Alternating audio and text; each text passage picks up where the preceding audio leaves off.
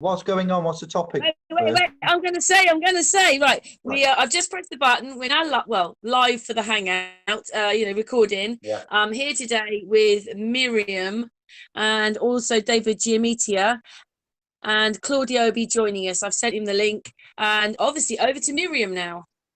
All right. Hi everyone. Let me see if I can do an link share. What was it again? Screen share. That was it. Oops. Or do I do that now wrong again? You can do it. We're not live, so it doesn't matter. Okay. Cool. We're not that live. We're only filming it. All right. Let me see. You're safe. This screen sharing, because I prepared several things. No. Hello. Hang on. Just getting my. Hey, there's Claudio. All right, we'll say hello to Claudio now. Claudio, hello, my darling. We're on here with David, Giamitti, and me, and Miriam. Miriam is Star Connections.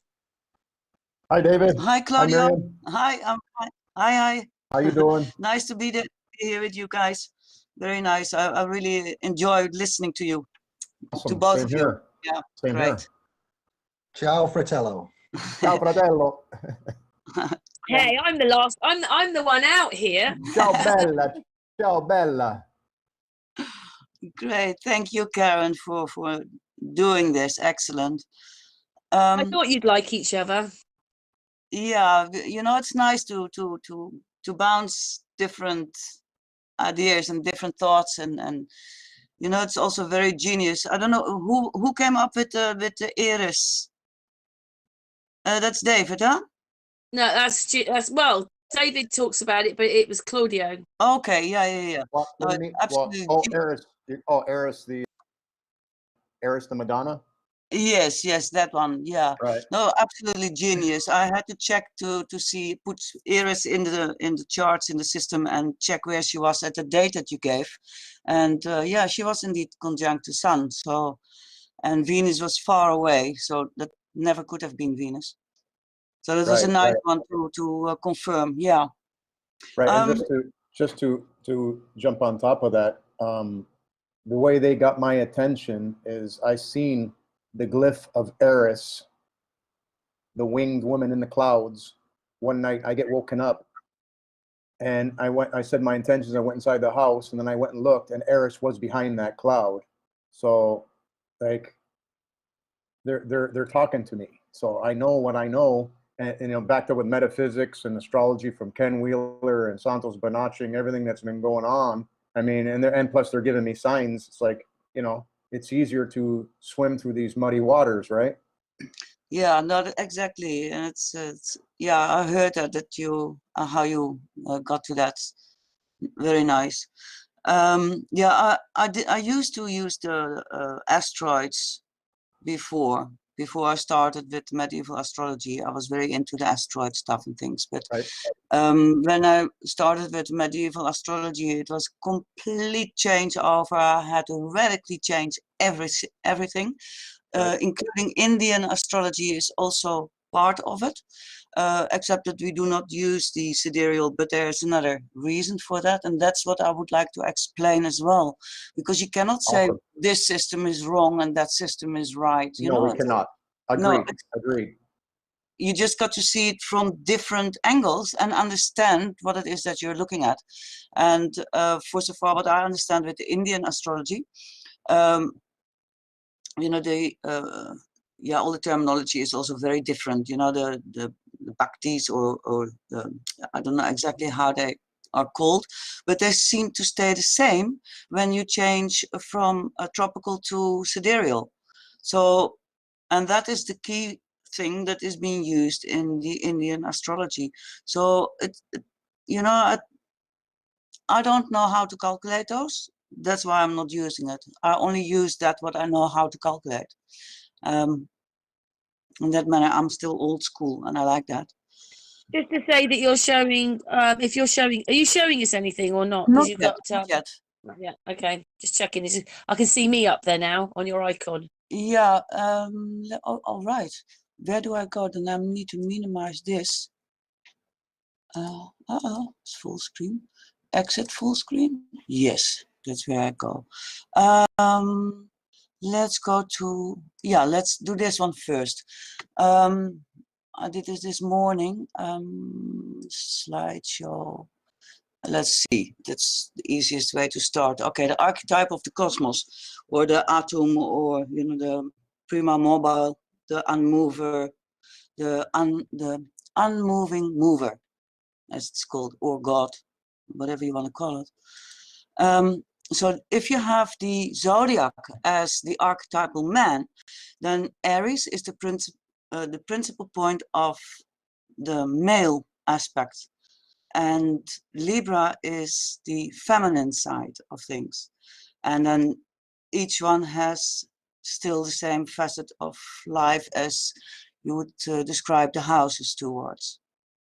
Then this is in the Aryan age. That was, I think, the Roman period, as they say in history, but I'm not really sure about all the dates that are given from the history books and stuff. So then we get the Piscean age, whereby the Pisces becomes the male aspect, and Virgo the feminine aspect. So there you see that Pisces religions, that is something that really came to the foreground in the last 2000 years, and the feminine became more the underdog and the servant. That's what we are coming out now. Yeah. So then each facet changes as well. This is also, you could see like a derivative house system. That's a similar kind of use, how you use the houses. But this is just basically the archetypal man in its totality, and how it influences us at on a big scale. Then we go to the Aquarian age. Yeah, it's I just had to improvise by getting this together. So then you have Aquarius on the male side and Leo on the feminine side. Well, that gives a very different feel to things. Huh? So the woman, the feminine comes out of that underdog, a Virgo, slave kind of servant in the kitchen, breeding machine thing. So then the Aquarian, that's very I like the way you put that, Miriam. Yeah, me too. And I think it's about time that these things are changing. So the Aquarian man, Aquarius is very philosophical. It's ruled by Saturn. Technology is also part of it. But it, you know, the whole transhuman, or that becoming a robot and everything, it will not hold stand, because it's not going hand in hand with nature. As much as they try, it's just not possible. In my opinion, anyway. But it's up to us. Huh? We mustn't be apathic. We are incredibly powerful, and especially when we go inward. That's where you really develop yourself, actually. So feminine side, Leo, and then for me, Sekhmet comes to mind straight away. And yeah, so that's the feminine energy that we are going to get.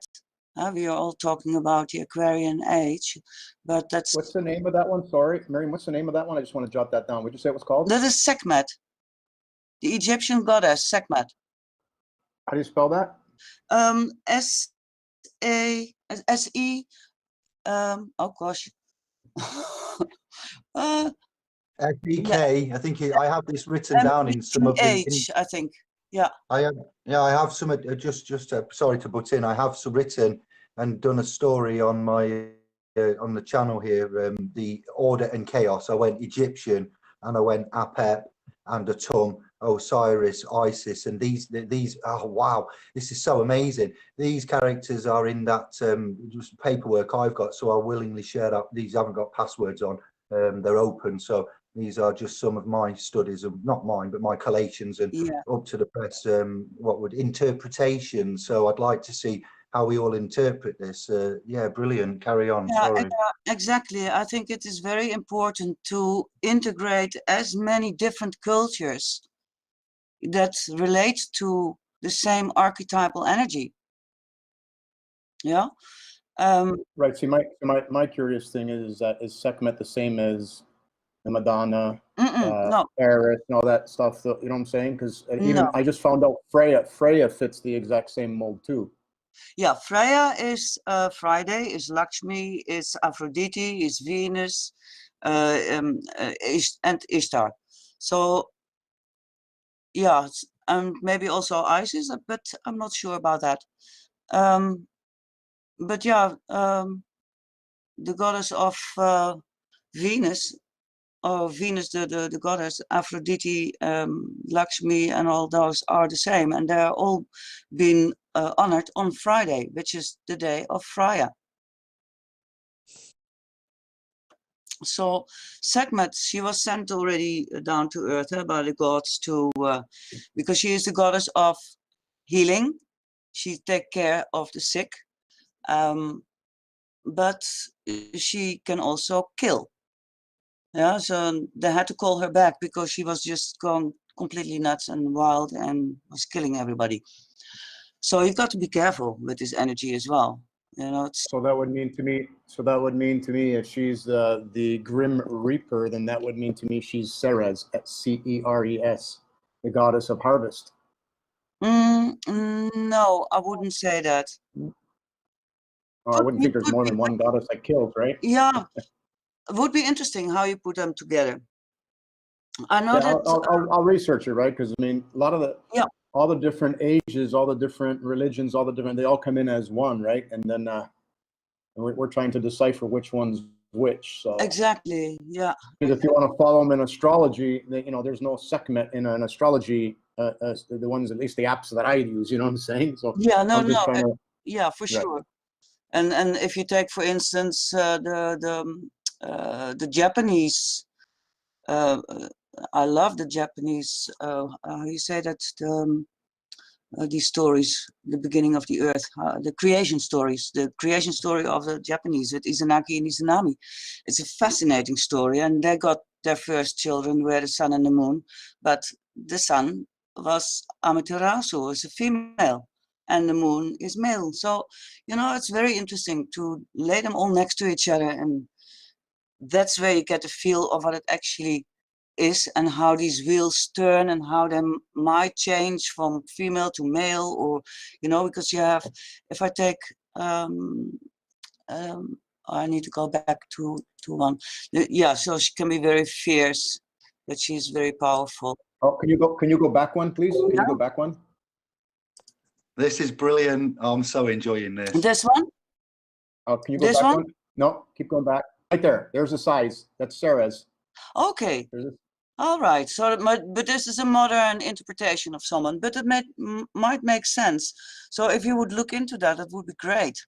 But yeah. Oh, I definitely will. Thank you, sister. Thank you. This is all awesome. Yeah. Yeah, no, I love Sekhmet, and especially in the age of Aquarius, it's the feminine side that we have to look at, because that's Leo. So if I may just jump in, because and if you want to wait to the end, I can keep my questions. It's totally up to you. How do you want to handle it? No, go for it. Okay, so I've done 3 or 4 people now with their charts with using the asteroids now, right? And the Ceres with Saturn, those people that have strong aspects with those two have depression and suicidal. And very, very strong in charts. I'm a strong believer that if you are awake, you don't have to go, right? But if you're not awake, then you may just get plucked and get rebirthed. But I just wanted to mention that it's very important, and we've seen that. And again, I'm guided to people who, one person went through this whole thing, and now his whole life is based around helping people that are in that not good state. So I did his chart, and I did another friend of ours chart who's been having, and I can tell exactly when those happened to her. Right. Yeah, it's fascinating how they work. That's brilliant. Yeah, no, since I did started with the medieval astrology, I put first of all the outer planets out and all the asteroids. So you're basically with the raw framework of that what is visible to you. And the way, yeah, Robert Zoller, he was my teacher for astrology. Let me see where I got him. It's, ooh, oh, that has gone then. He passed away in January, but he has been a very important person for the astrology community, and he brought actually all the foundations for the medieval astrology back to life, which really, yeah, as I had already been studying for more than 20 years the astrology by then, so it was very not easy to chuck things out and really redo and change everything. And only the moment when I started using the equal house system over, say, the Placidus system, that was when I realized why we are on a flat stationary plane. There, the other house divisions don't make sense. Although with the Mercury, the MC, that might be a little bit different depending on what time of the year you are, and your location. So, but you take all these things away, because I remember when I was doing charts before then, it was so easy to jump to the outer planets and to use the asteroids, and you make it very complex, and it's all very beautiful, and it adds all towards psychological astrology, but it does not give you really that what really will be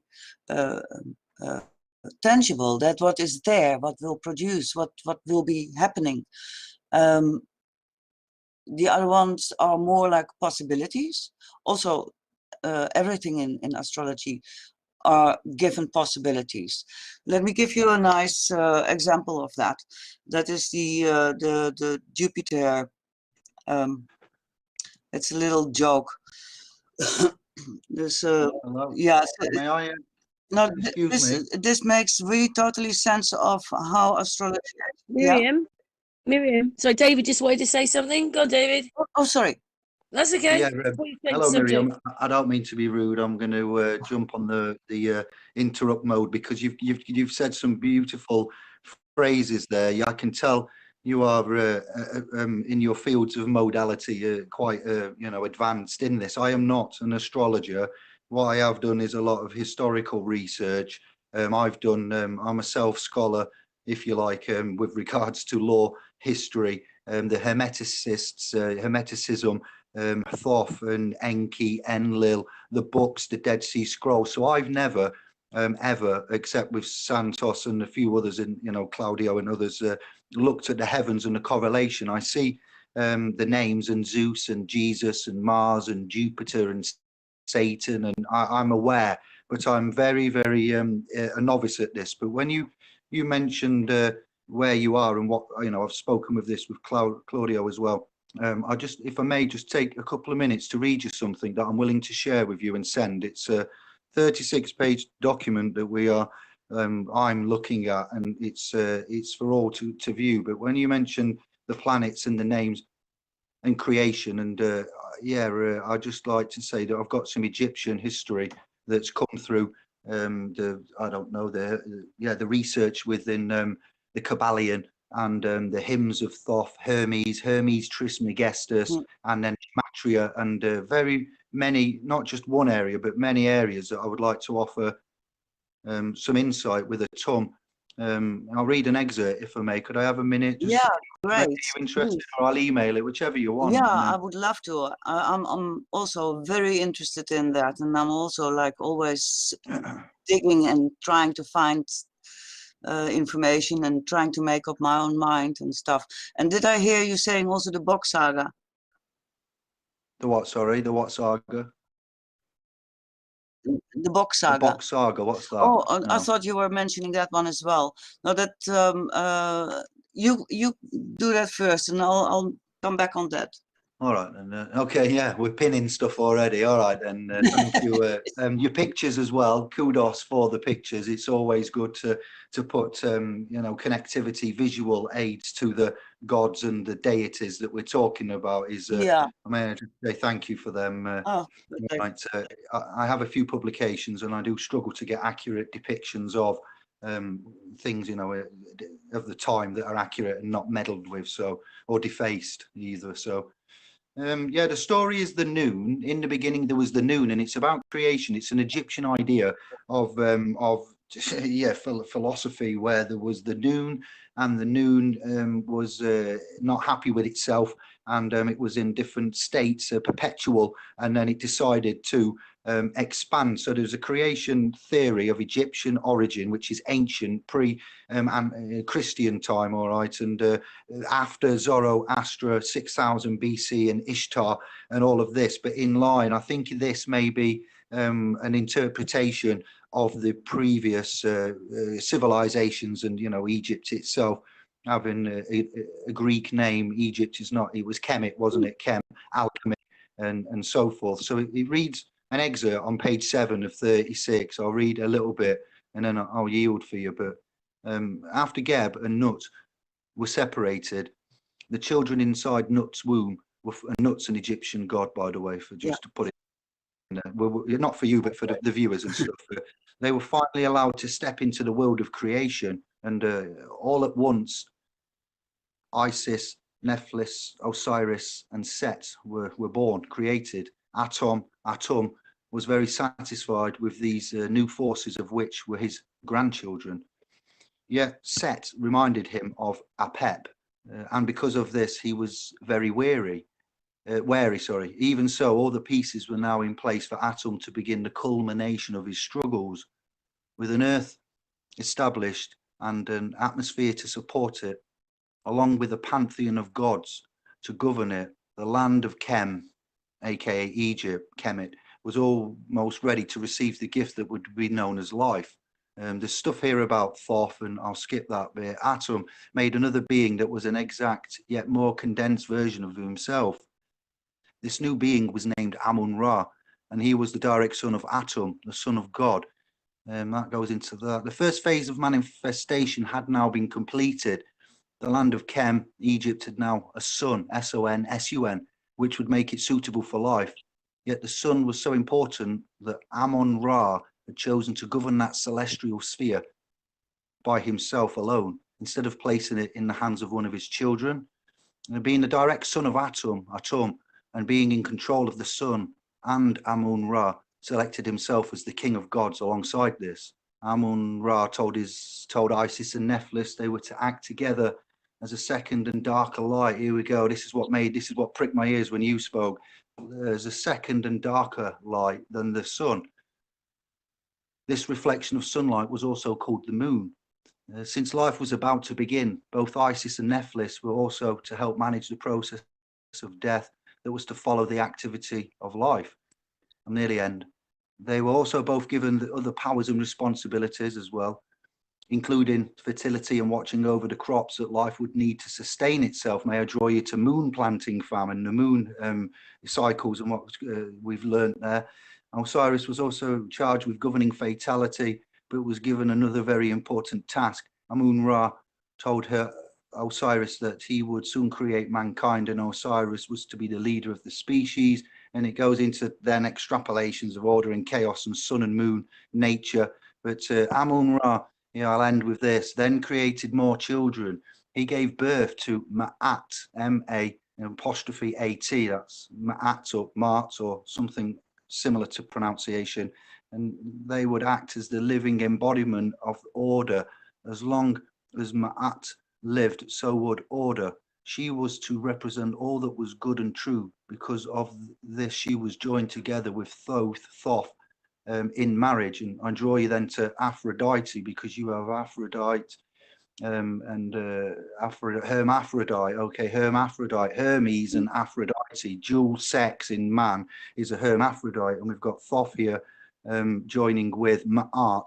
And yeah, the Sekhmet, Amun-Ra created a being with two aspects named Sekhmet, or is also known as Hathor, which is Hathor, or Hathor, which is Thor, Greek side, like we have Hermes and Trismes, Enki, Buddha, these kind of different names, one character, one consciousness.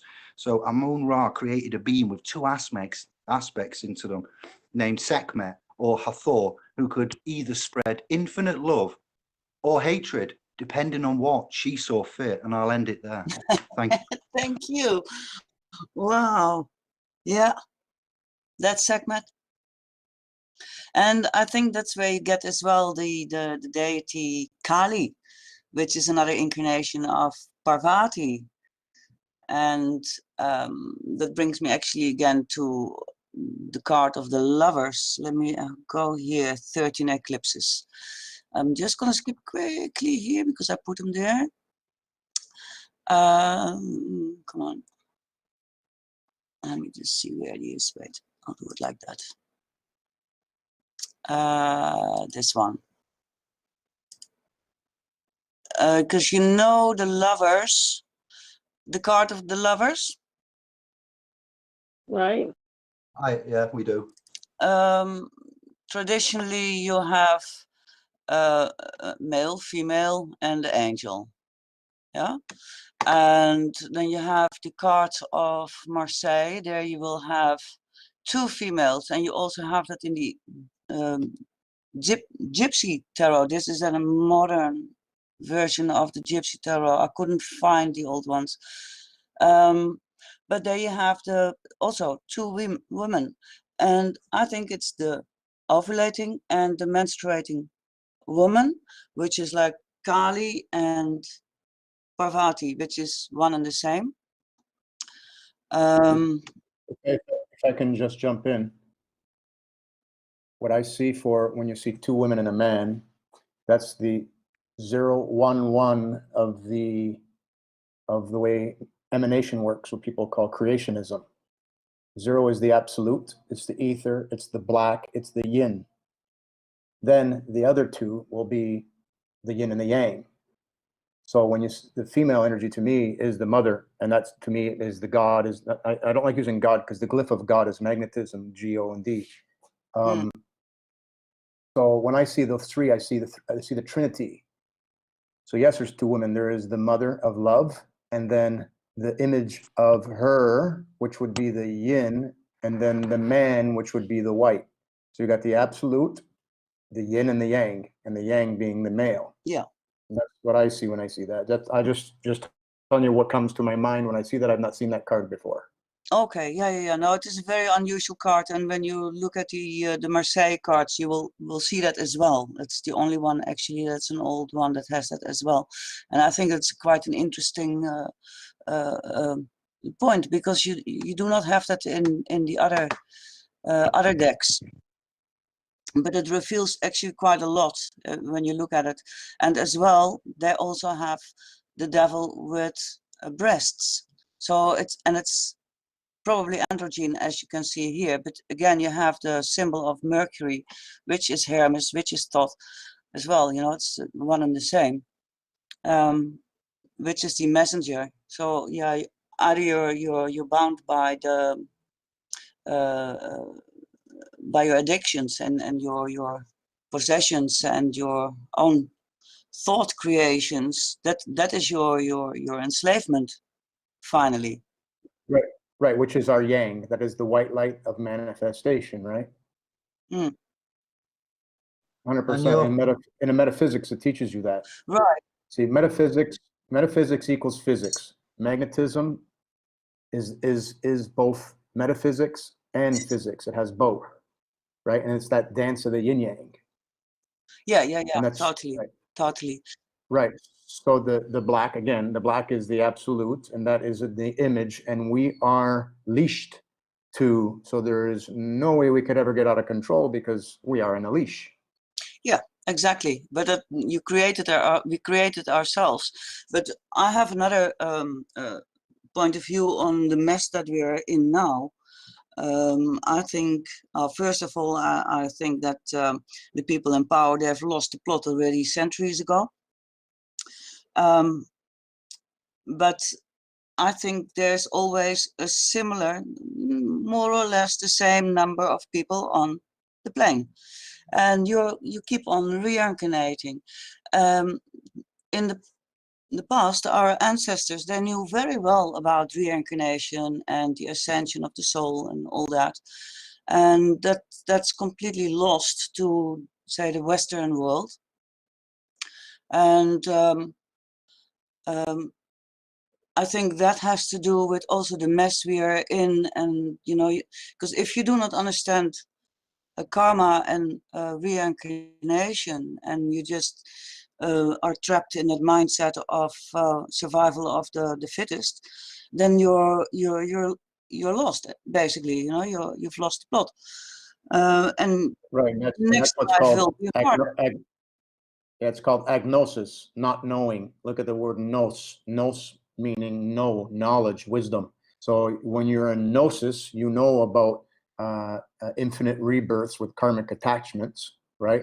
Yeah. And so the way it's explained in metaphysics is that when we pass, we're amongst dark, no light, a light.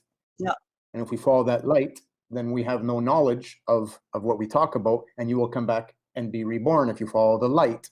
And that's why people get Satan confused with the light. Yeah, It's the yeah, Ouroboros, right? Yeah. Yeah, I don't know. I would like to study the Book of Death again, for the Tibetan and the Egyptian Book of Death again, to actually know the path. Let me first jump here. Let's go here, the 5 elements, because that is also the principle of yin and yang.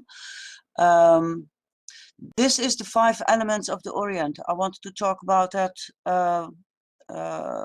Actually, I promised that the last time, because I think now, especially, we are all having to go inward. Let's go first to the eclipses then. We have got 13 eclipses. I'll go to the slideshow. Oops.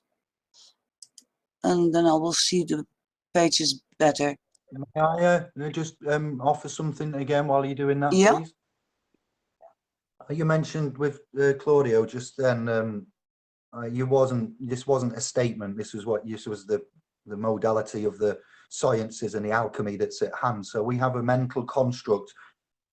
You sound like a sister that will already know about the halls of a mente, and all is mind, all is mind, all is we'll stick to basics. The universe and the effects and the action, reaction, positive, negative, male, female, all is vibration and mentalism and ment. We found the word ment and the Latin of what ment is. Ment is mind. Yeah. In the law, in the language of because I come from the non-academic self-scholar masters guild I've created with law and real law, natural law, positive law, magnets, copper, Tesla, Dollard, all these kind of Ken Wheeler will, so I don't say him ever, I'll put him in because he's always said, and other things. So we have this ment, and we have the Buddha, and we have the Eastern philosophy of which you've touched upon, and we have the Western philosophy. Reincarnations come into that. But what I want to go to is the words that you said there were slavery of the mind. We can be easily enslaved under this dome in the realm, and we can look at the reality, Einstein relativity, and reality is an illusion. It looks like there's a masking of the realm, a true perception that we don't have. We see through the spectrum of the rainbow, the light spectrum, frequency, standing waves, non-linear and stuff we're aware of. We cannot see the gamma ray, X-ray. We cannot see like the what is it now, violets and ultra. We see the 7 spectrums of the rainbow in our environment, and what we see, it works out on a disc. If you draw a circle and you make a pie chart, we can see 5% of all of reality that's there. The antimatter, the other matters, the 3 stages of the matter there: dark matter, light matter, and antimatter. They put it down in this study that I've seen. So you can either, as Bob Marley says, only yourselves can free your mind from mental slavery. And if you have the gnosis, sister and brother, if you have this, Karen, you've done it again. You are a legend. If you have the gnosis and you can connect up with the right minds, guess what the ments will do? You'll go from the basement to the top penthouse.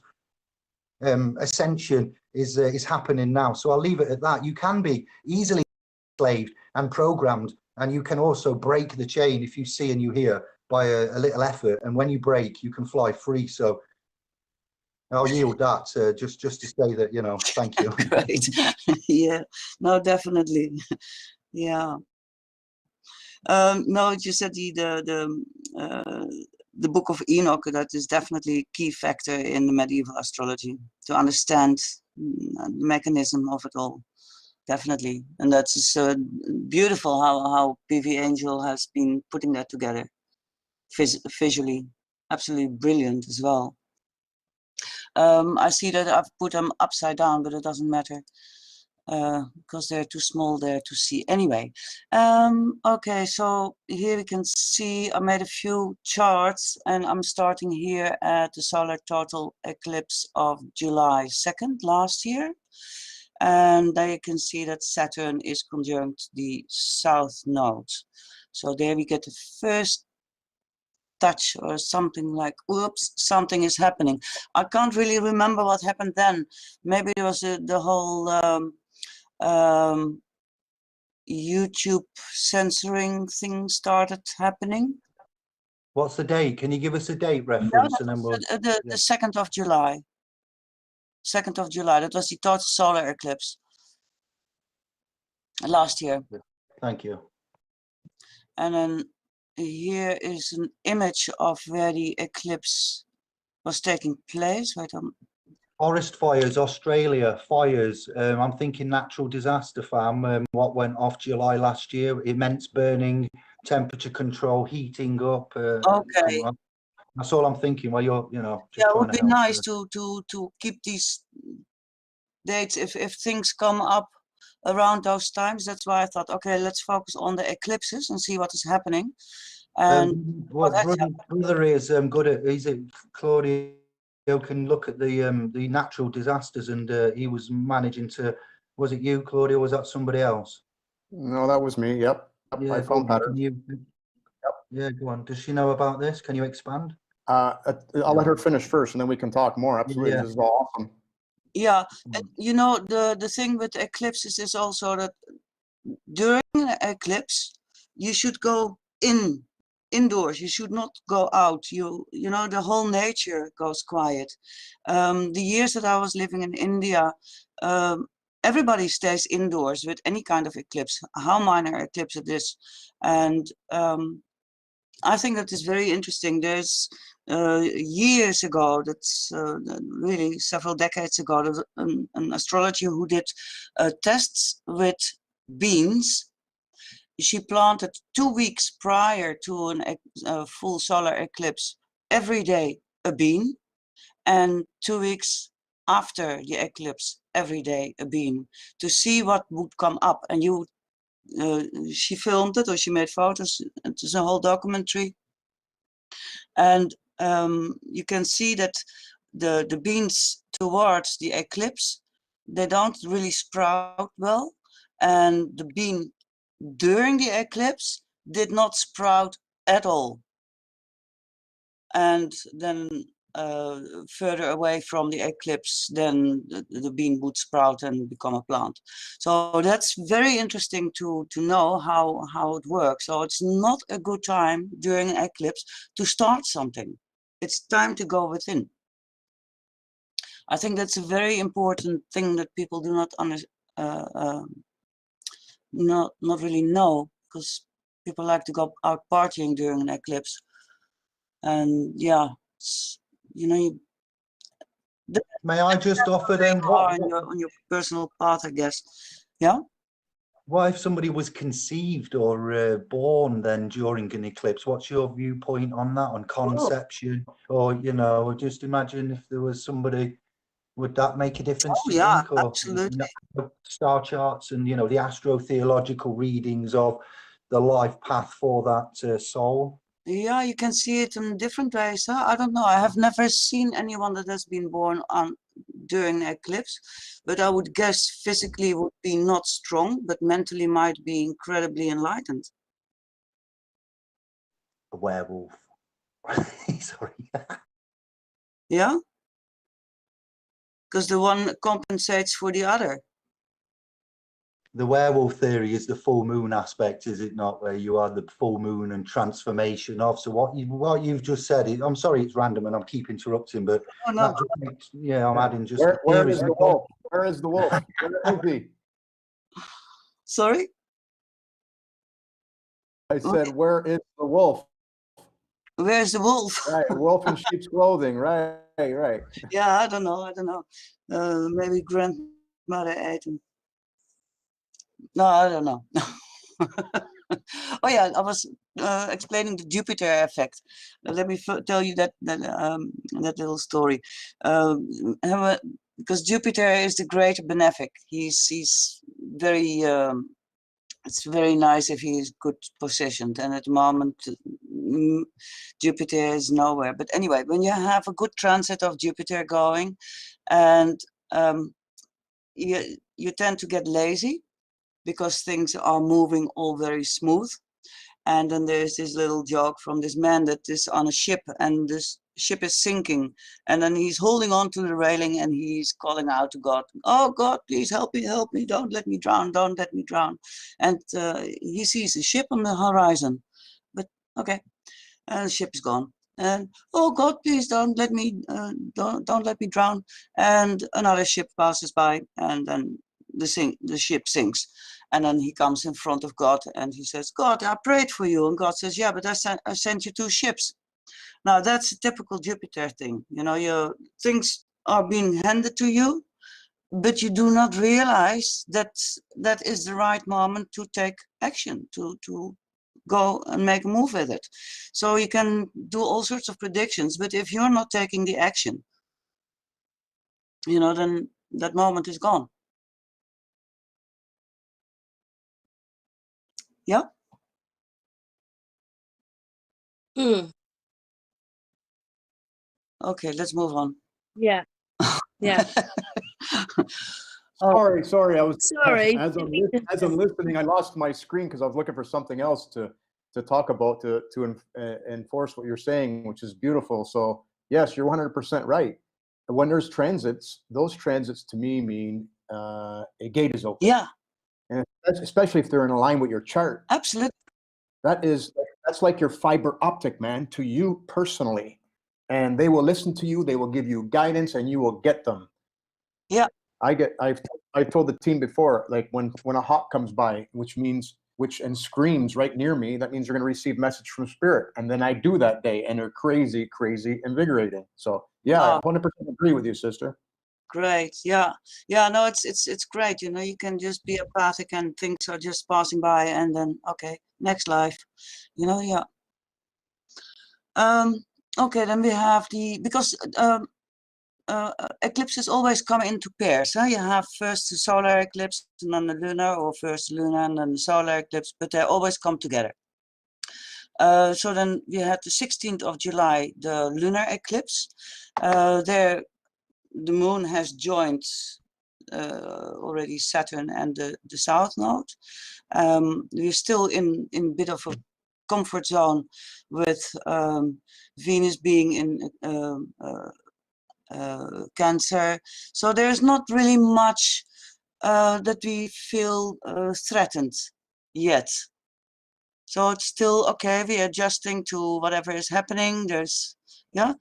I'm just gonna go quick over here. So we had Saturn entering on December the 21st of 2017.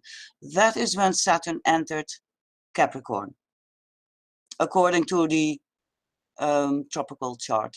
Yeah. I was going to say you're using tropical. Yeah. Eh? Yeah. Okay. Yeah. Then on 18 April 2018, Saturn went retrograde up to from 9 degrees Capricorn to 2 degrees Capricorn, and going direct on the 6th of September 2018. So I just put these dates here, so maybe someone likes to check that out, because I guess that Saturn being in Capricorn, its own rulership, feeling very comfortable where it is, stirring up a whole lot of stuff, because he's it is the greater malefic, so it is can also be quite nasty. But you know, he wants to have the reality. It's like a reality check. Then going direct again on 13 degrees Capricorn on 17 September 2019. That was just before the next solar eclipse, I guess. Then this was the 16th. We had that. Yeah, Capricorn. It's also death and rebirth, new beginnings. It is, they say also Capricorn is the entrance of life, or that culture started during the Capricornian age. But I don't know how many times ago. Then you can actually check with the Mayan calendar, because every time Baktun is like similar as a 2000 and some years on the greater solar cycle. So the opposite of that is Cancer, and that is where the North Node is, or yeah, I never know from Rahu and Ketu who is who, so I prefer to use the dragon head and the dragon tail, or the northern and the southern moon nodes. Now they have to do with your karma, your entrance and your exit, your direction, where you go. So what we're looking now at with the eclipses, I like to look at it more in a mundane, on a mundane scale, because we're all in it. And so the direction we need to go, that is that Cancerian, that caring for each other. When you take the tarot cards, that is the Chariot, that is Cancer, and Capricorn, that is the Devil. So there you have again that entrapment, and that chart of the eclipse on the in December last year. That's what I told, where this whole stellium of planets were. That, you know, around the South Node, that is where we actually come from and have to get rid of, or we need to get to the other side somehow, and that's very difficult, because it has to do with accepting failure, and that is what you see. You know, the system didn't work. It will break down.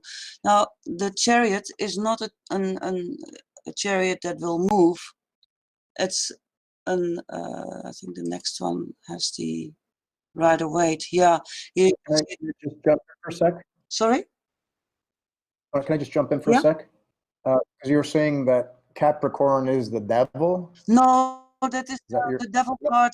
Oh, okay. Yeah. I didn't think you'd meant that, because. Yeah. Oh, sorry. Yeah.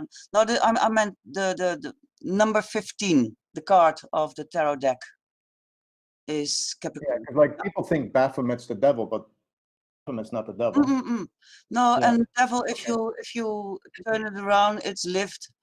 It's lived. Yeah, you know, lived and evil is lived. Yeah, I understand. Okay, I was just trying to understand what you're saying, because.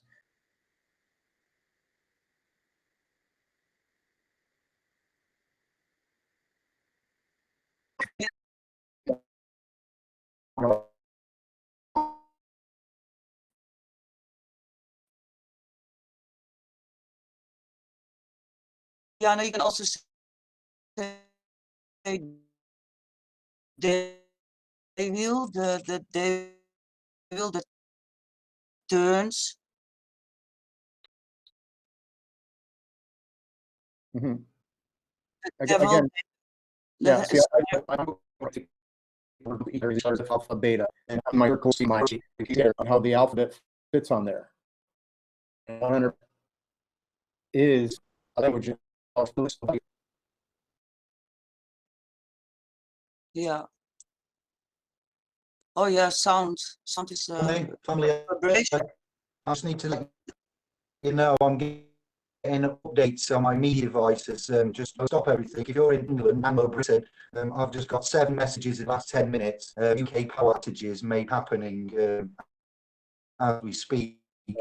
So they're saying this is not live for those that are listening back. I'll let Sister Moon take over if she needs to, but I'm just letting you know. It's March the 31st today, and yeah, I've just got UK power may go out because of lack of resources, staff, demand, grids, power. London especially, they're saying in areas of you know, high density and drain. But I'd just like to say that we was told a month or so ago that there may be banks, telephones, internet and things. Sister and I, Button Moon, were chatting previously, and it looks like it may be something's going off in Britain now, and I've just been distracted for 10 minutes there. I'm back, and I thought I was duly obligated to let you know. Well, Cool. excellent update. Eh? Thanks, brother. Yeah. Thank you. Yeah.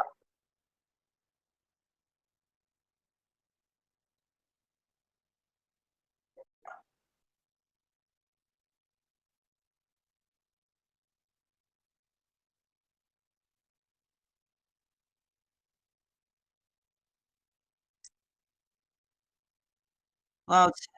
You need to charge your game, so it'd be an idea, or even if it's on a replay, if you still got power and it may go out and What Claudio reckons of April the 1st. Well, I actually I have predictions Blackouts for, for 10 days. I have predictions Really hope for not. today of some major weather breaking. So I'm saying it's going to be hurricanes, and I can get into that later. Is that I'm all sorry, to do sorry, with the not hurricane. meteorites or to do? Sorry, not hurricanes. Sorry, earthquake.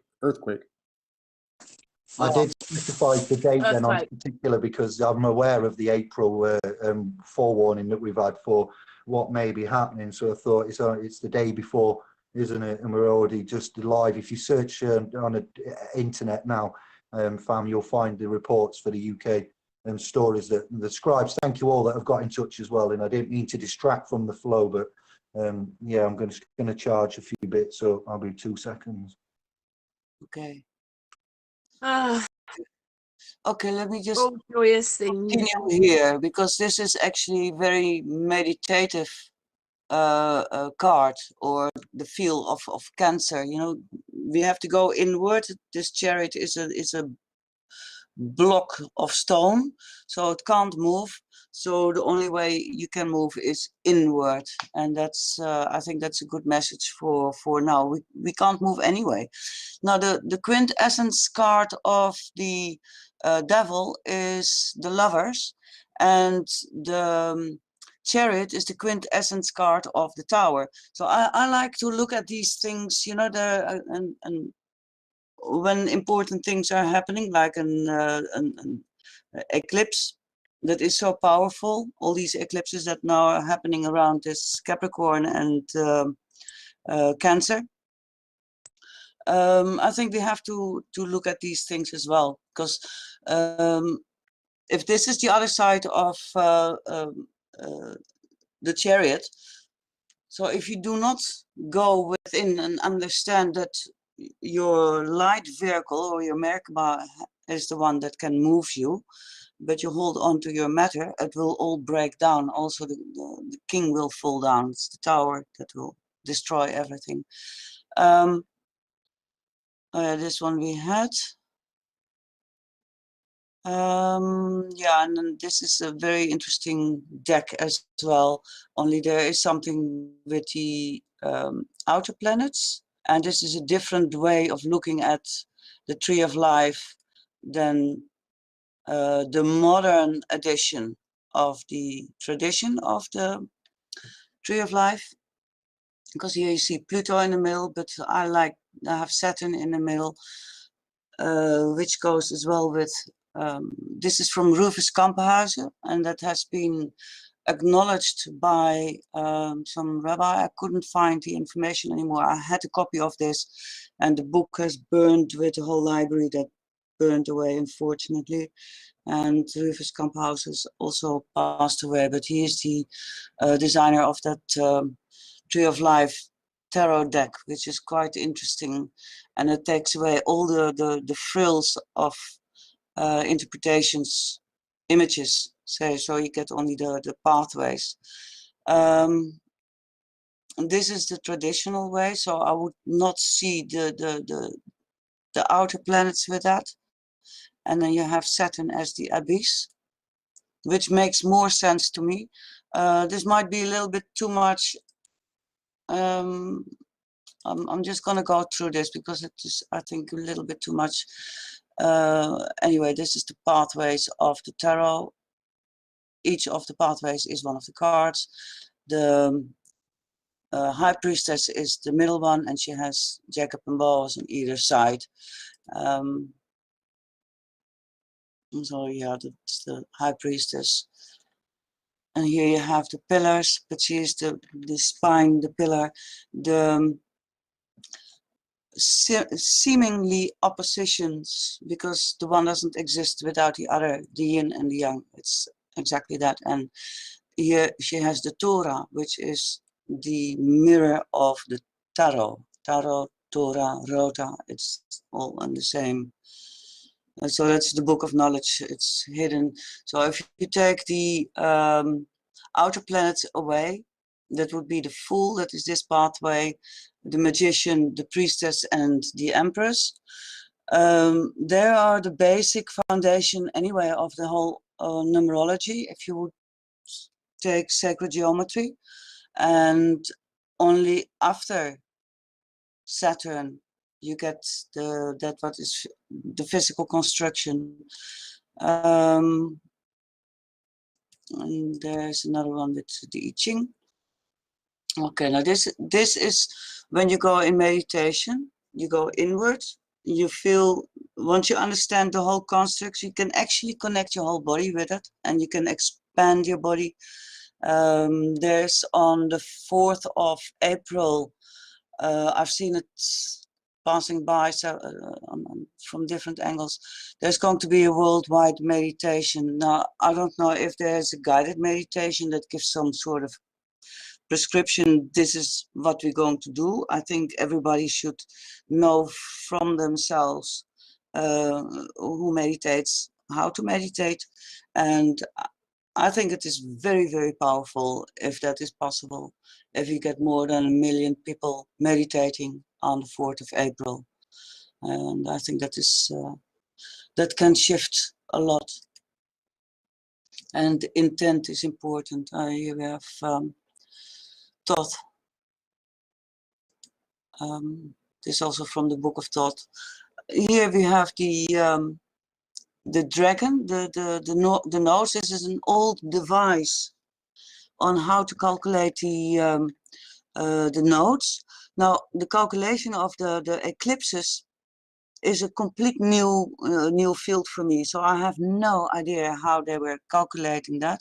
But with this thing from 1540, if it isn't older, they were able to measure when the eclipses would occur. And then I found another table as well from the 17th century, and then this one is from 19th century. Also the pathway of how to calculate the eclipses, and also where then the dragon tail and the dragon head would be. Okay, that is those. This is the chart that I've been talking about, where I said everybody is clinging to matter, their old structure, but it will all fall. I didn't mention Mars, who is important. Mars is the activator. The moon first has to go over. The moon goes every month through the whole zodiac, so in 28 days all the way around. And Mars takes 2 years to go around. But when Mars touches all these, it gets activated. And this is the Apples or annular moon. Someone filmed that. It was that one from the 26th of December. This is where the pathway was. 26th December, here's Mars. On the 10th of January, we had the other eclipse, the lunar eclipse. This is the solar eclipse and the lunar eclipse. Still all close by, but Mars is coming in there. And then you can actually, someone photographed the annular eclipse of the moon 10 January this year.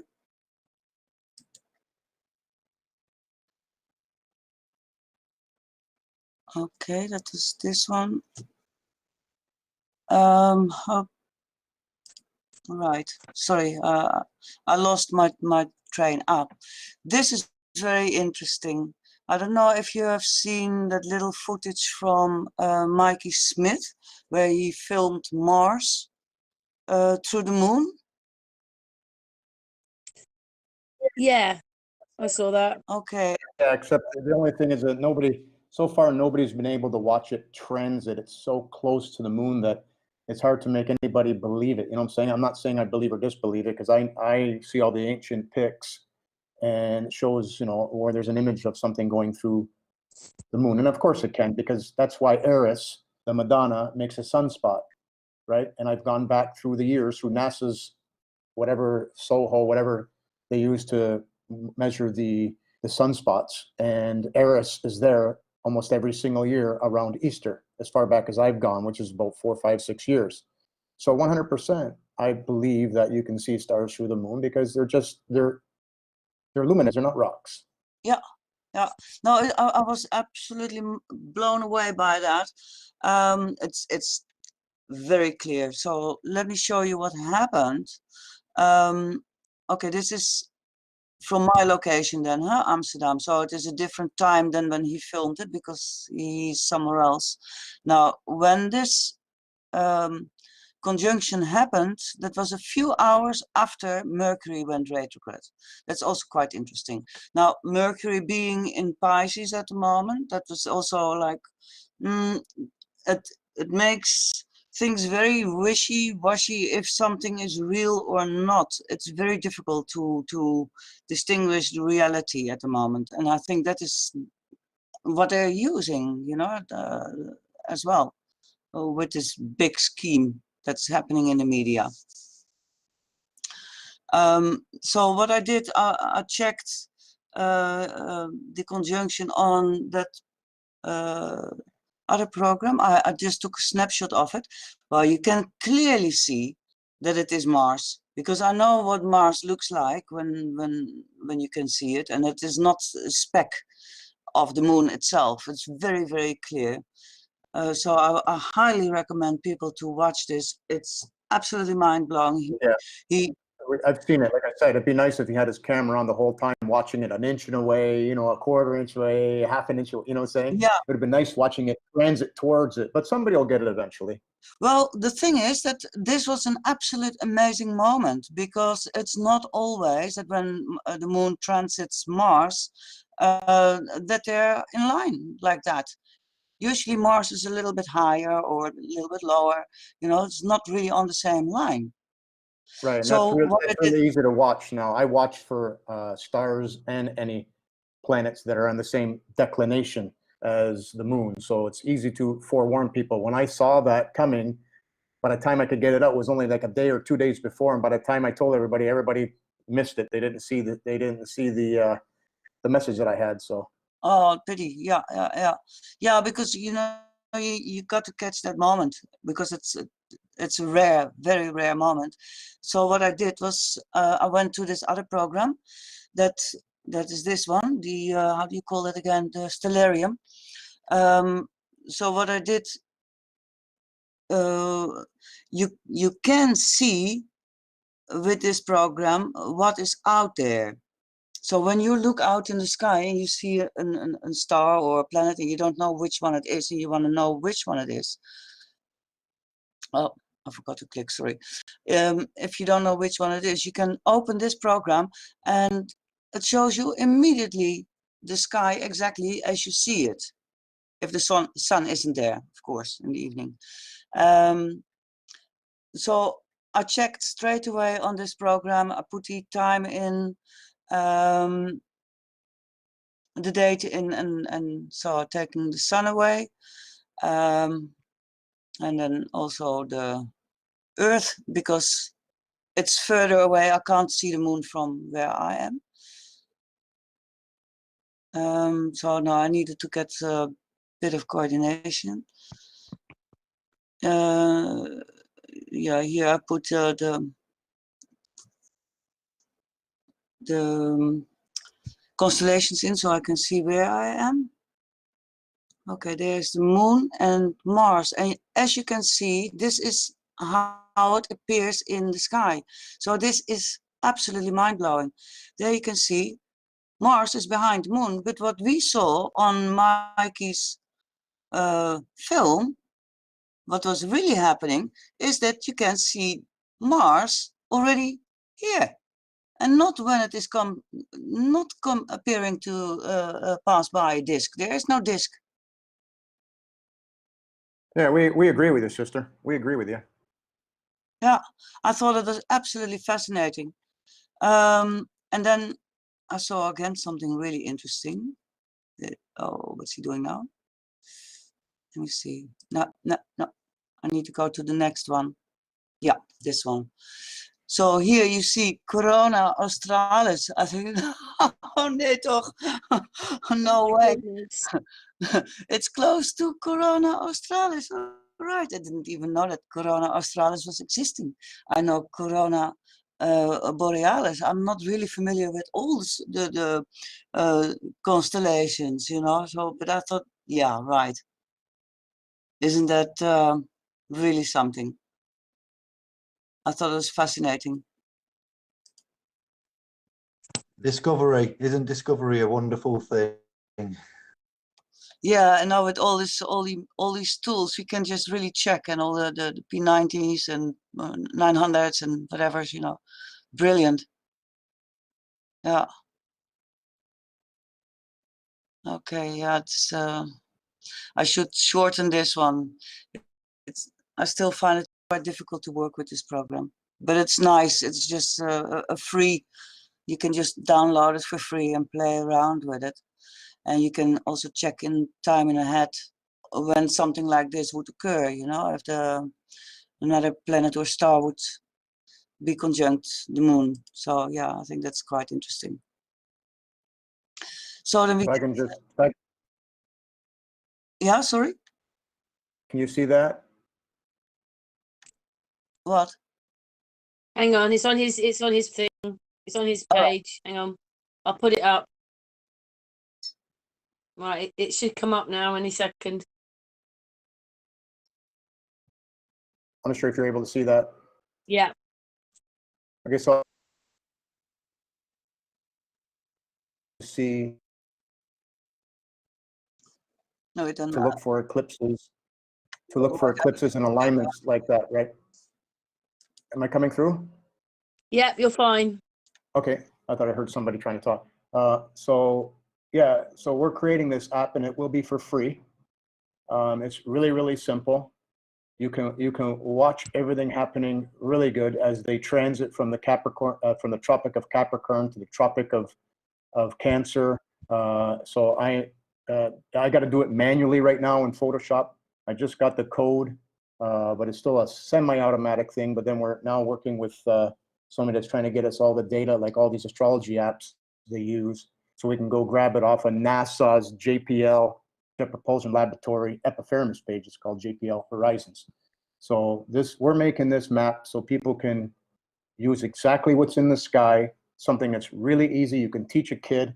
You can see how everything works. You've seen some of those, just the sun and moon going around. Now we're going to have all the planets, all the asteroids, so that you can very easily see. The alignments are different when it's around the circle than when they are placed properly on the flat plane between the Tropic of Cancer and Capricorn, because they all do an analemma through there with their retrogrades. So it's really important if you want to predict any sorts of alignment, including eclipses. So I just wanted to share that with you. That was just timely. Thank you. Oh, thanks, Very Claudio. interesting. Yeah. Yeah, great. I love it the way you have the put it around the flat Earth. Mm. So Yeah. you can share I don't know how you share back. Do you want me to just say, I'll hit stop sharing. Okay. Okay. Now I'm sharing again. Oops. Let me see there. That's where I was. Yeah, you can see me now. Yeah. I'm going back here somewhere. Oops. Because I was at the activation time, I guess. No, not further here. Yes, this one. Okay, let's go. Okay, I'll just leave it like that. Yeah, here we see that this 22nd of March, Saturn entered Aquarius, and we still have that. I don't know why I put that.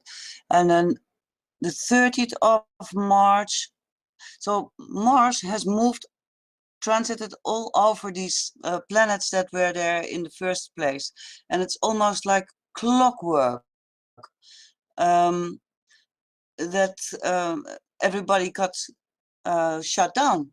All countries closed down, one after the other.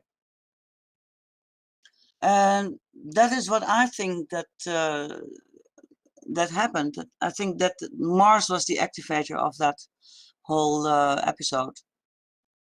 I don't know how you would look at that, but yeah. Yeah, no, I just have to share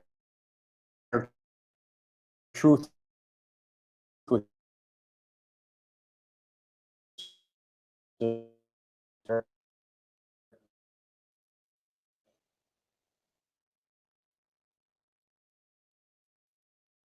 Yeah. Because everything that's happening right now is jumping over the river of heaven, and tropical is missing that. They're showing Eris is 23 degrees. So if you'll never see pattern of 1/3 with 4-year 4-2 Aries. So if you use tropical, you won't see that. You won't see it at all. 100%. So tropical Yeah, is. no, I do understand. Yeah. So I mean, so what happens is, and I mean it's all more respect. We're trying to when you use tropical, you try to find the reasons why, and then you'll see that it's jumping all over. But it's very, very quite clear when you use what's in the sky, right? What's in the sky is in the sky. Like my first learned that is when I was trying to learn astrology, because the moon showed me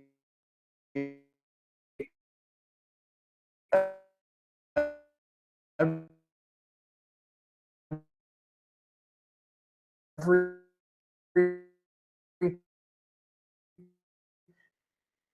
I got woken up, and there was I had to get back to learning about the zodiac, and I ended up finding Santos. So when I started learning, though, this one girl told me, well, today the moon is in Libra. I go outside, grab my stargazing app, and said, no, it's in Virgo. And I went back aside. I said, I looked is this star app wrong? It says that it's in Virgo. She goes, oh, now you're going looking at the sky. Well, the Vatican stopped, as we all know, because those guys are all profit mongers. And J.P. Morgan's quote is, millionaires don't use astrology, billionaires do. Yeah. So nobody will be able to predict the market using tropical. You have to know sidereal. So I was able to predict 2 years ago that this market was going to crash this year. because everything was happening over the river of heaven. This was a complete, and then Eris coming in starting from June last year. She started coming into our heads, and we started seeing it. And then I have the whole prediction of what's happening with people's minds and in images coming throughout this year. So tropical doesn't show it. It just doesn't. I mean, right now, the Pluto-Saturn conjunction was on the river of heaven, the Milky Way, the galactic center, the dielectric inertial plane of the magnet, of this, the magnetic field that we're in. So tropical misses that. It misses all the events. It misses all the old plagues that I've went through.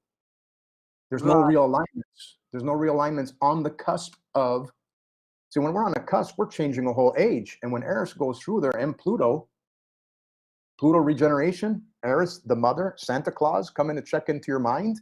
Oh yeah, and then he just plucks you and come back for an infinite rebirth, right? Right. Yeah, no, it does make sense.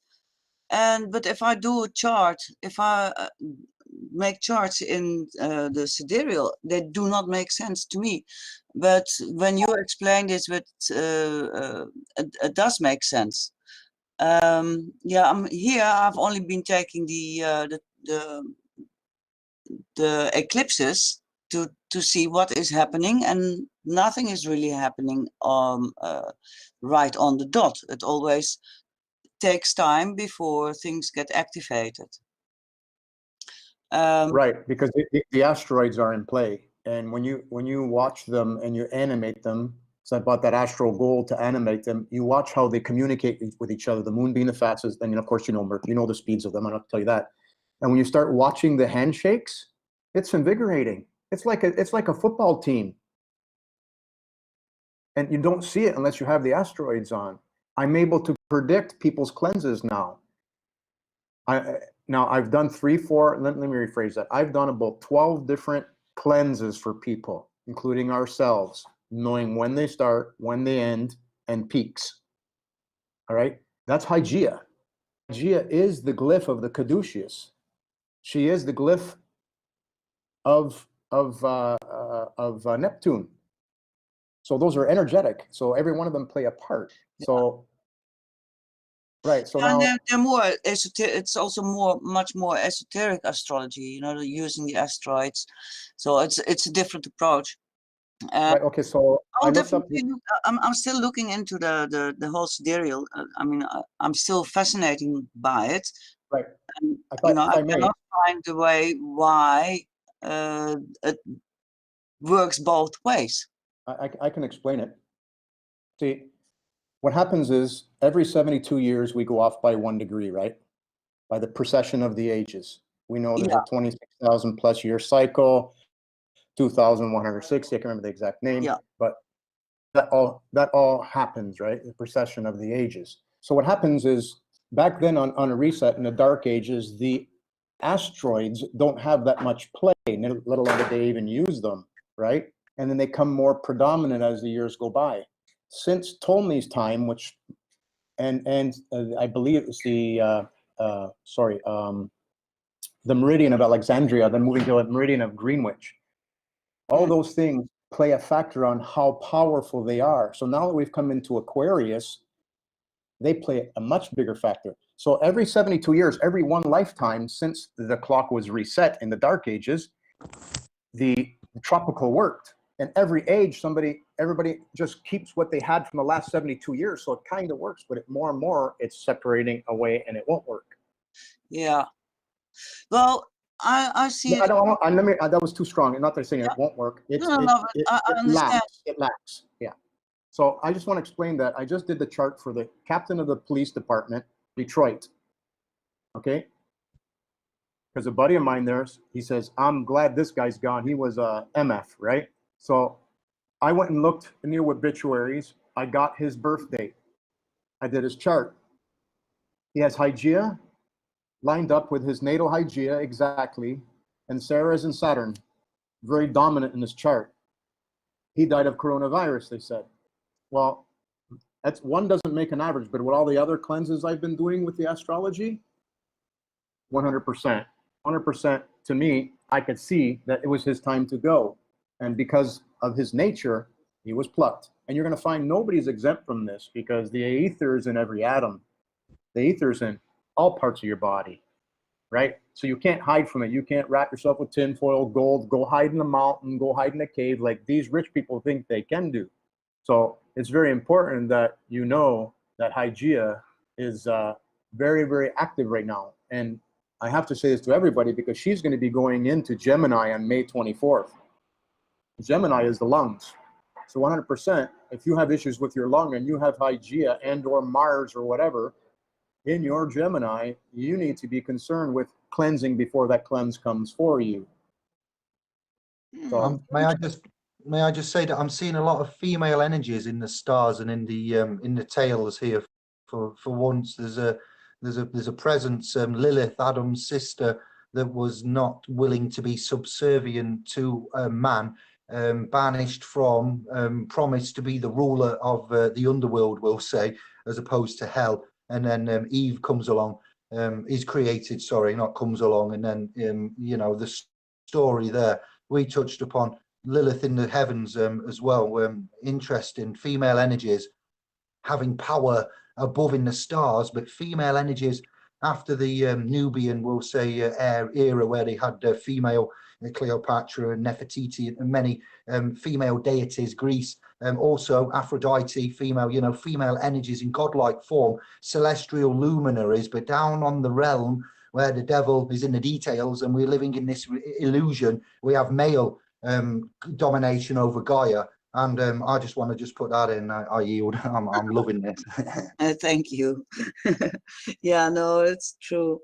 Yeah, no, I'm working on a little documentary to get her story out as well. You know, the lost feminine energies that needs to be replaced. Like, for instance, we're living in this patriarchal world, and we learn that Achilles is the hero who killed the last Amazon queen, and then we learn that Amazons were like men-killing, castrating wild women, but there weren't. There were healers. There were the wise ones. And yeah, logically, when you get killed and raped and sold as whatever slaves, that they start rebelling. So, you know, in the time of a matriarch, it's very different. I've traveled a lot. I've lived in Africa as well, South Africa, and I've been several times there to the homelands, and I've met Mujachi, the Rain Queen, who's passed away. But incredible, the culture is just so vast. But yeah, she was the last one. Her granddaughter was assassinated before she was turned into her follower. She had 33 wives because she was higher than any king in Africa. And a whole different way of life, you know, in a matriarchal society. Everybody is being looked after. Men are happy. And yeah, if anyone has a problem, it is everybody's problem. They will sort it out together. Their human values is much more important. Also, there what I thought was really, really interesting is the way you've been brought up as a child. When a child wakes up in the morning, first thing the mother would ask is, "What did you dream last night?" Well, in the West, the civilized or domesticated world, when a child wakes up, is, "Have you done your homework yet?" You know, it's your mind gets a complete different flip. So instead of learning to capture your dreams and remember your dreams and be able to tell them, they're completely cut off. So yeah, I think that's right, very, very interesting, different worldviews as well. So yeah, right, because they're supposed to be doing their OM work, OM work, OM. work, yeah, right. That sounds much better. But yeah, I think it's time for a matriarchal period, definitely. And not some woman who are putting on pants and try to survive in a man's world. That has nothing to do with that. This is what I thought was also quite interesting. when you take the rulerships, and especially with flip of Saturn from Capricorn into Aquarius, or yeah, you would not see it that way because of the sidereal.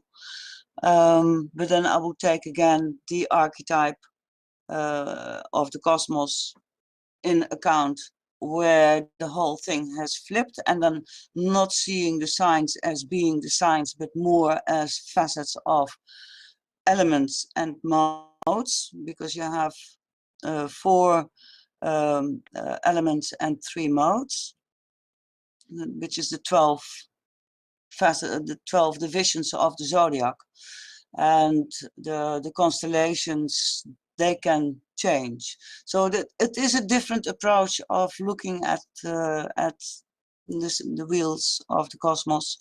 But if you take this, the rulership, if this is the archetype, you have Aries as the first point, and then the moon rules Cancer, the sun rules Leo, and then you have all the other planets ruling 2 signs, and then Saturn rules these 2. And when you flip it around, you get the signs of the chakras. Now you have also, again, a different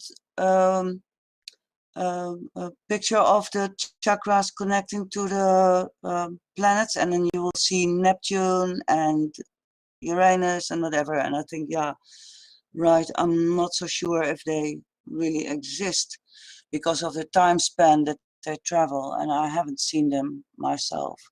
But I think that I'm with you there, sister, because told me, and then you see people trying to fit in Saturn, Pluto, and Pluto, Neptune, and Uranus. So yeah, that I'm still stuck on that one. Which one is the right one to use? So I like you said, I use the classical modern one up to Saturn.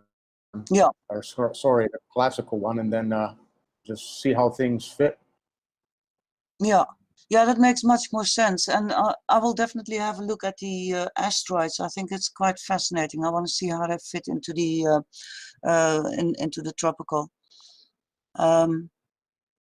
Yeah.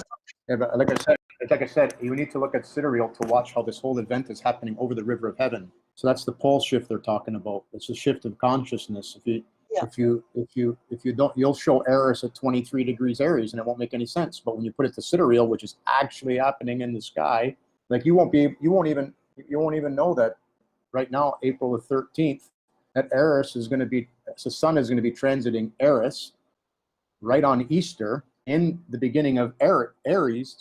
In the beginning of Aries, which is this Lent that's happening right now, is the one that we've been celebrating all along. Those are just reminders for this event that was coming today.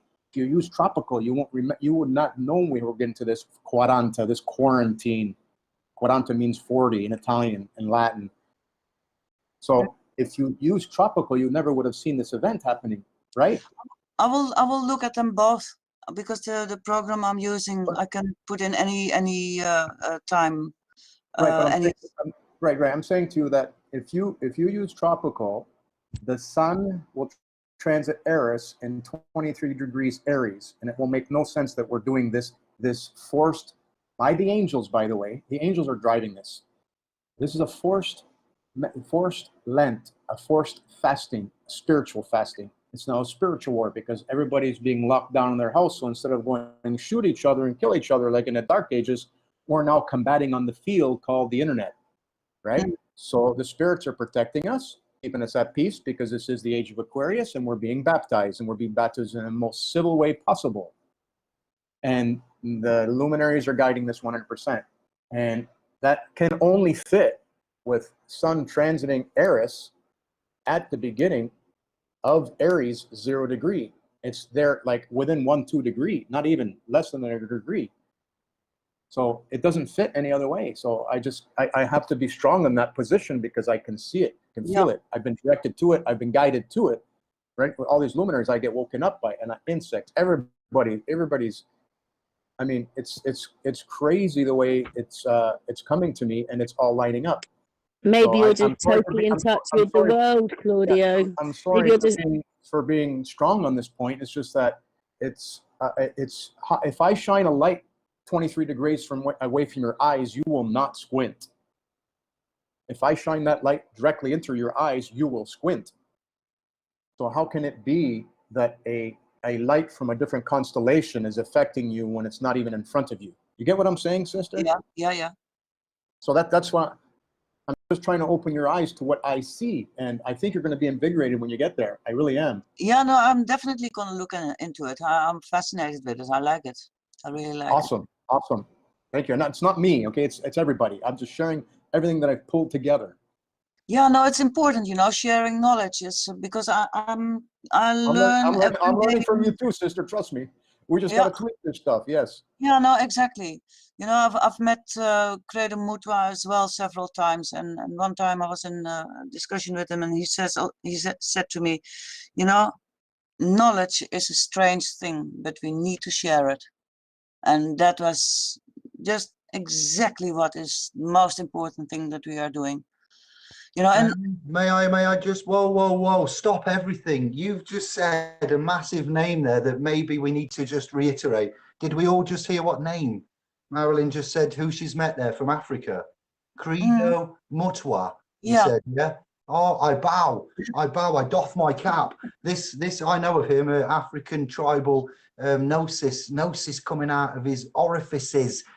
He's also made reference to a brother by the name of Michael, the Tellinger clan, and he didn't speak highly of this Michael. I'm not here to cause a rift, but we got Africa and we've got Michael and his gnosis and beliefs and these power systems and the ancient circles and energies and ley lines. And Michael has been with, let me think, various, outlets. And then we have Mr. David of the Ike clan on YouTube. If you search for it, scribes, I'll drop the link when we're premiering. I'll put some of these links in. But may I just say that I am aware of Credo Mutwa, and again, I bow to that. I picked that up, and that's massive. That for me, I've been to the Bosnian pyramid, and I high-fived Dr. Sam of the Osmanovic clan, and I went in the pyramids of the Viseko hill, and I energized with the ions. So that's I recognize certain workers that are belittled. And wow, Credo, fantastic. Sorry, and I bow. Thank you. Yeah, no, it was great as well. And to tell you a little bit, I even had the privilege to play with a soloist from Senegal. I used to be in a band playing djembe, and I would always be the fast offbeat, just tied next to the soloist. And the soloist and we were doing the opening drumming for Credo when he came in public again, speaking after 13 years. So that was something. I'm so blessed that I was able to do that. So I want to make sure I got the right guy. Credo is Credo, and Mutwa, Mutwa. Yes, he was a Sanusi Sangoma. Get ready. Okay, absolutely amazing. Sorry, go on, Claudio. No, that's okay, brother. This is informal, man. It's awesome. I didn't understand that last. He's a what? I'm sorry.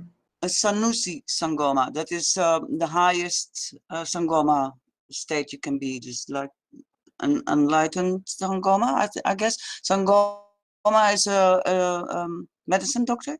Oh, awesome. Okay. Yeah. Is he a Platonist? Is he a nomad? Is he a Buddhist? What is he? Anything like what are they? What type? Is there any followings that he do? I'll look him up. Don't worry. I won't waste time. I'll look him up. He passed away, unfortunately. Yeah, I've seen that. Yeah, and when I met him, he was in hiding actually for quite a long time, and he had a bodyguard because the one who wrote all these books and does all these massive world tours on, you know who I mean, I guess, had stolen actually a lot of his information, and later he came to Africa. I guess that was then to actually give credit to to him, to Credo Mutwa. But before that, he was protected because his information had been taken and he was not being credited for it. And yeah, he had been in hiding for many years after his wife died. I mean, he had quite some heavy stories as well. But it was amazing to meet him several times. Yeah. Marilyn, may I ask, are you aware of the Dogon tribe? Yes. Africa. Oh, wow, I knew you would be. And also, I'll just leave it there. All right, thank you. Oh, and that is actually quite some interesting point that you make there, Dogon, because I have a suggestion. If we would like to find a date that we could start our year, I would adopt the Mayan calendar with the day out of time, because the 26th or 27th, wait, let me just get it here. That is the day that Sirius is visible again in the morning before the sun comes up. That is where the Mayans start their year. So I think, you know, that makes much more sense. And they have the 13 moons. Yes, yes. 100%, You've got the calendar. 100%. Yeah, Sorry. and it, you know, it fits. It makes much more sense. So that the first day of the year would start on the 26th of July. Those calendars are a particular interest to me. All of them, Meso America, Olmec, Aztecs, Incas, and you know, the four main ones there that we've seen here with the Mayan as well added to that for number 4. The Cirrus, the Dogon, Stardog is my favorite brand at the minute. Stardog, Dog Star, Cirrus with the 2 A and B. Dogon backwards, no God, and then you have the cannabis dog, plant canna, Spanish canine, canna canine, and the connection of the Godfather, Italy, Vatican. Amazing subject in itself, and we've covered that. And I've one more question for your sister before our other sister says we've been on 2 hours and it's time to have a look at wrapping up. I'm going to ask, I'm getting good, sister, aren't I? Yeah. I'm going to ask, are you aware, Marilyn, of the December the 21st of the 12th, 2020 relevance to the planetary alignments of the luminaries and solar system? Are you knowledgeable? I am a little bit of the alignments and the heavens coming down, but do you have any information December 2020? I thought I'd put a chart as well around the time. Let me have a look here. That is 2021, and here we have December 2020. That was on the eclipse. That is the eclipse before the 21st. I didn't look at further. I just took the eclipses. So if we take the solar total eclipse of 14 December 2020, I guess that is the closest to the date that you are saying, the 21st? Yeah, the 21st is a allegedly a planetary alignment of the solar system that transpires every 6,000 years. So we have periods in time of celestial, luminary, parallels, equinoxes, and that word that brother used there that I forgot. It's gone, it escapes me. And yeah, these are very important. We have energies, magneto, electro, to consider, atom, spiritualism, many things, Nibiru. No, I'm not talking of that, but you know, that's another subject in itself. But yeah, it's going to be waiting for Nibiru, yeah. Return of the Anunnaki. Yeah. No, I'm gonna have a look at that. I think that would be very interesting, and I will look at both charts, the tropical and the sidereal. I like to put them next to each other. Well, we do know Thank that you. we do know that the NLMA has started now, right? So you have all the planets below the north and south node, K2 and Rahu, right? And the only one that's at the top of the chart, if you don't have you'll have nobody on if you don't turn on the asteroids, is Juno, the queen of the heavens, right? And she is the mini me. She is the mini me of Jupiter, which is the teachers of astrology. Hence why we're all in this length and this period where we all need to be together. So all the planets are on one side of the north and south node. So we go into that, and then they'll start coming out one at a time. And this is part of the cleanse that's happening. Yes. So each one will break free, right? And don't forget, at the end of December is the end of the Pluto-Saturn conjunction, the 2-year conjunction.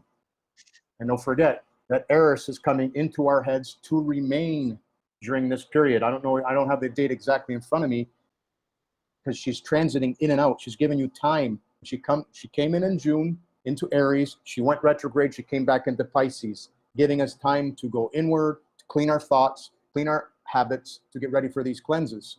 She's coming back in again in May around all these things that are happening in May. May is going to be huge, and huge with cleanses with people with lungs and Gemini. So there's going to be healers coming out like crazy in May, and there's people that need to be healed coming out crazy like in May. So then she's going to go back retrograde again. And then when she comes in for the 3rd time, she's here to stay. And my guess is only the people that are, I shouldn't say only, I don't know what it means, but I do know, and I suspect that it's going to be the people that want to be here and be cleansed to be here, else the karmic infinite rebirth. That there is just a speculation, a theory on my part, but I do know that this is happening right now, and it all lines up. So to your point, David, there is a lot going on, and it has to do with Eris, and it has to do with the Pluto-Saturn conjunction, jumping over the river of heaven to put us to this other side of the magnet, so to speak, the pole shift. Well, I take Pluto out, but yeah, interesting. I see still the Jupiter-Saturn conjunction, and Jupiter still not in its own rulership. But by May, Jupiter has moved into Pisces in its own rulership. So then that's when the release will come, and we will be able to get a little bit of air again to breathe. But don't forget, Pluto right now is sitting in the river of heaven for regeneration. So it's very important there right now. Very important there right now. Yeah, I have taken out the outer planets a long time ago. I'm not really using them. But Can I just say that we've been going for 1 hour and 3/4 now? Oh, lovely. Okay. We're just getting into it. Wow, that was fast. Yeah. I know, you're very interested in it, aren't you? Oh, it's great. I would love to talk more with you and see what you're all doing, and maybe we can lay stuff together, maybe outside of 100%. The 3 of us, 4 of us, whatever. Yeah, Absolutely, 100%. yeah. And then we can sort out all sorts of things and take our time with calculating and check and do that sort of stuff. Like it. Exactly. Cool. Do you want to have Miriam, I don't know if you'd quite finished, but do you want to finish off in a couple of minutes, and then Claudia and David say something? I think this picture is a nice one to finish off with, because we are all bound indoors now. And I have, before I saw the paintings of Alex Gray, I have experienced this several times. And this exists, this grid of lines, and that is where we're all connected with. You tap into there, and from there you can go anywhere. And I think it's very important to purify yourself, to meditate, and that's where we are. Very powerful. Get to yourself, know yourself, and enjoy. Nicely put there. David, do you want to say anything? I'm stood here. You can't see me, but I'm stood here grinning like a big grinning man. Brilliant. Thank you. You've linked up Miriam. I called you Marilyn, did I? Is it Miriam? Sorry. Miriam, yes. Sister Miriam. Sister. Everybody wants to call her Marilyn. It's Well, Miriam. I've picked up. I made an error, a faux pas.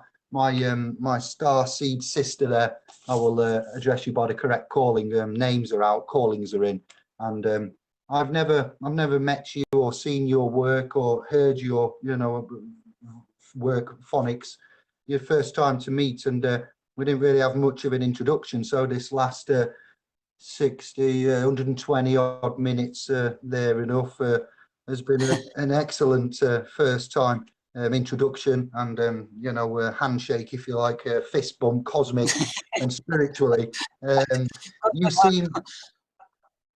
You seem very genuine, and you can back stuff up. You have a passion, and you've presented, I don't know whether you've realized or not, but you have presented a fabulous, insightful, and I'd say from what I can see, and I'm only amateur, but I'm on the below, and you and brother Claudio are in the above, and as above, so below as above. So we are correlating our works here, and as I come across new folk, and I know you've already been vetted by, not vetted, but you come with Sun and Moon, Unscrambled sister, Button Moon here, Karen, and she doesn't just bring anybody that she finds. So she's got an eclectic, selection of ones to chat with, family, clansmans, and you do not seem like a magpie of magic to me. You do not seem like a thief of tradition.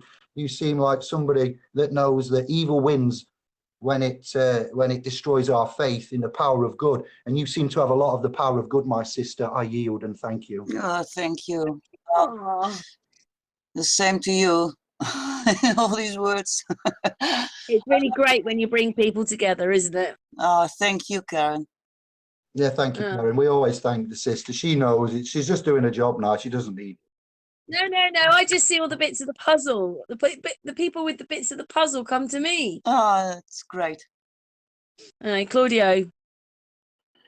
Again, a puzzle master. I'll start with thanking you first. You always bring awesome people together. Learn so much from Sister Miriam. Thank you so much, sister. I got some notes down. I'm definitely going to check out Mr. Credo Mutwa there. I just downloaded one of his books from Archive.org that's from him, so I'll be reading that to start. And there's always something we can all learn. Really appreciate it. Made a couple notes. The only one I really want to bring up, because shortens the time, is Ken Wheeler's metaphysics books. If you want them, I can send them to you, because everything happens in physics happens in metaphysics. And when you have that premise that everything starts from, then you can really sift through the waters. Like, everything lines up with Plato's divided line and the incommensurate nature of everything, which is the golden ratio series. And the 011 is the first thing that we look at. And he explains those very well. He is the only guy that I know that is able to translate all those ancient texts. And you can't transcribe and translate them unless you have the premise. So everything that he says totally lines up. So if you want those, I can send them to you. It's really good reads. You already have, I'm not sure. No, I don't have to read, but I've listened to Ken Wheeler several times. Yes, I do sometimes. Okay. Yeah. And then I wanted to bring up Il Copo Mondo. I'm drawing a blank on his YouTube page. Il Compo Legotto. He's from Italy, and he's found that when the planets are in aspect with the moon, when we have the blood moon, this color moon, that color moon, the planet that is an aspect with it gives the color of the moon. So there's more proof that that's not a rock, right? So it's beautiful. He's done a great job on that. He showed me the data just on texting. I haven't put anything together with it yet. I got to see if he's got a video on that. But it is very, very intriguing that we can add to our research. Great. Awesome. And then I'm going to leave it at that. Brother David, always a pleasure being with you, man. It's and there is no as above. We all have an as above and so below. We're all the same. We're all the one. I'm going to say it over and over again until everybody gets it. Our yin is connected. Our yin is the black, and the black is the absolute. That's our leash, and we are one. We're going to all think the same and be on the same page eventually as we sift our way through these muddy waters. And it's beautiful, and it's invigorating, Karen, to have you put all these beautiful people together. It's awesome. I'm learning so much. And, My pleasure. I told you you'd like Miriam, didn't I? I told you. Absolutely. It's about putting down the ego. It's about piecing things together. Very little of this is my own work.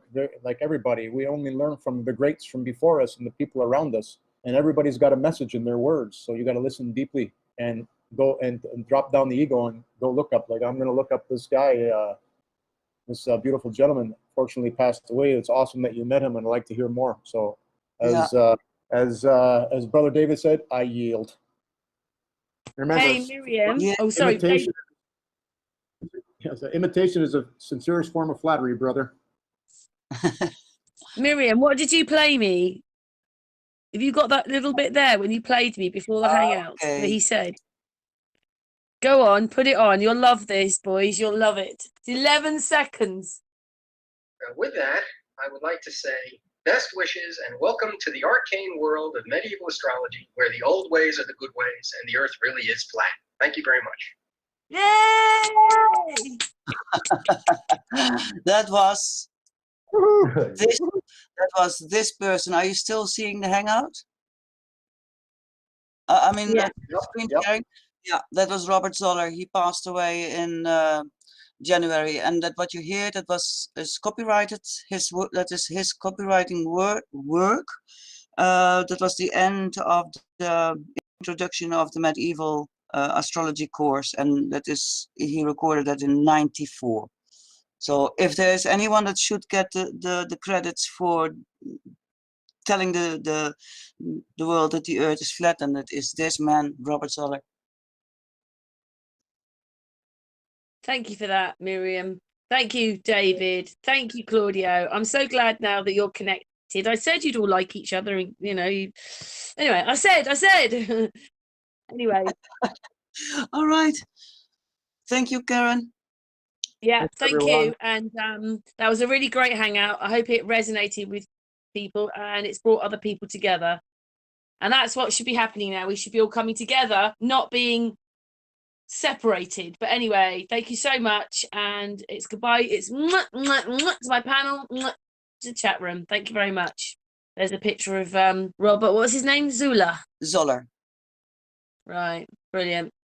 Anyway, thank you so much for your time, Miriam. I want to call you every name under the sun now. Miriam. Yes. Thank you very much for all Pleasure. you've done. All right. Bye-bye. Bye-bye, everybody.